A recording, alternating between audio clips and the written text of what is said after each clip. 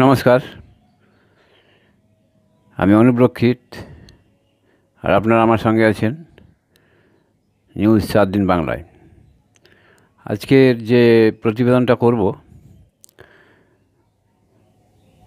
অবশেষে নবান্ন অভিযান মোটের ওপর সফল হলো। পশ্চিমবঙ্গ ছাত্র সমাজের ডাকা এই অভিযানে মূলত দাবি ছিল মমতা ব্যানার্জির পদত্যাগ। যাই হোক, সেটা 26 তারিখে পদত্যাগ না হলে 26 তারিখ অবধি ডেডলাইন দেওয়া ছিল। তারপরে 27 তারিখে এই প্রোগ্রামটা নিয়েছিল ছাত্র সমাজ। কিন্তু যেহেতু মমতা ব্যানার্জি পদত্যাগ করেনি, তাই বাধ্য হয়ে নবান্ন অভিযানের এতে আসতে হয়েছে ওদের। এবারে কথা হচ্ছে মোটামুটি সফল কেন বলছি, নবান্নর 50 মিটার দূরে এসে গেছিল।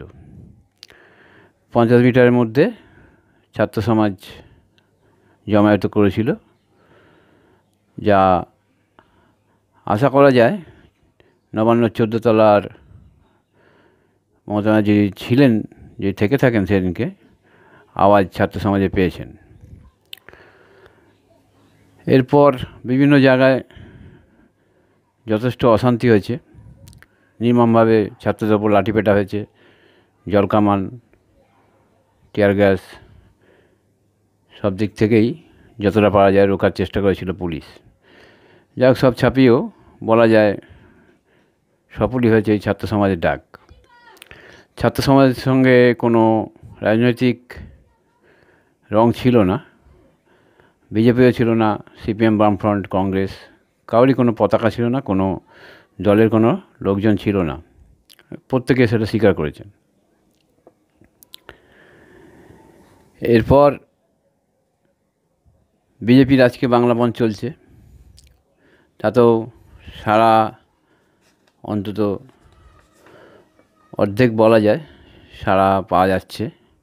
প্রত্যেক জায়গাতেই বিজেপি বন্ধের সমর্থনে র্যালি করছে, মিছিল করছে। বিভিন্ন জায়গায় পুলিশও তাদের আটক করছে। এই নিয়ে একটা মোটামুটি প্রতিরোধ মমতা ব্যানার্জির সরকারের বিরুদ্ধে বিজেপি গড়ে তুলেছে। কেন এই নবান্নর ডাক? এই নবান্ন অভিযানের ডাক ছিল মূলত আরজি করের মহিলা ডাক্তার ধর্ষণ এবং খুন, এই নিয়েই তোলপাড় চলছে গোটা দেশ, গোটা পৃথিবী, রাজ্য তো বটেই।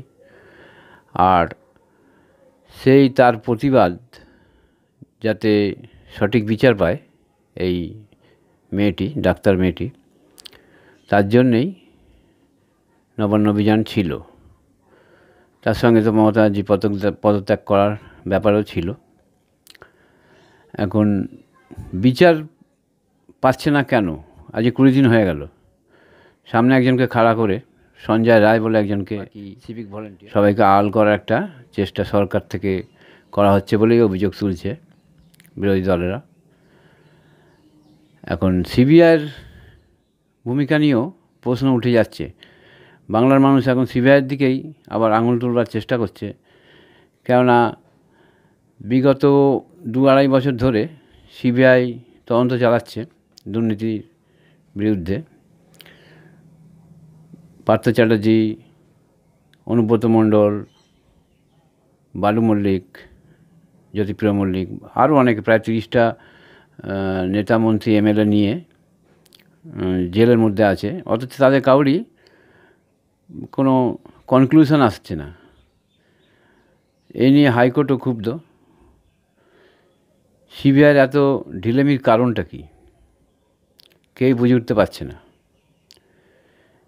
এরপর আমার মনে হয় যেটা, সিবিআইয়ের ওপর চাপ বাড়ানো উচিত সাধারণ মানুষের, বাংলার মানুষের আরও চাপ বাড়ানো উচিত সিবিআইয়ের ওপর, যাতে যত তাড়াতাড়ি সম্ভব এই খুন ধর্ষণের সুবিচার যাতে পায় নির্যাতিতার পরিবার, এটা দেখার।